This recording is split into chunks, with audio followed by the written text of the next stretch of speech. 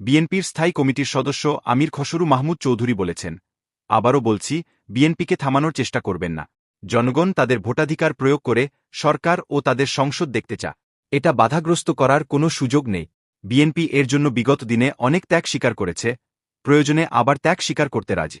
শনিবার ১-৬ নভেম্বর চট্টগ্রাম নগরীর শোলশহরের বিপ্লব উদ্যানে জাতীয় বিপ্লব ও সংহতি দিবস উপলক্ষে কেন্দ্রীয় যুবদলের দিনব্যাপী কর্মসূচির অংশ হিসেবে সমাবেশ ও কালুরঘাট অভিমুখী যুব পদযাত্রা কর্মসূচিতে প্রধান অতিথির বক্তব্যে এসব কথা বলেন তিনি।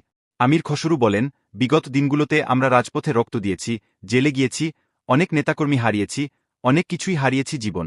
কিন্তু একটা জায়গায় ভালো কাজ করেছি। বিএনপির নেতাকর্মীরা জ্বলেপুড়ে খাঁটি সোনায় পরিণত হয়েছে। এই জন্য বিএনপিকে ভাঙতে পারেনি।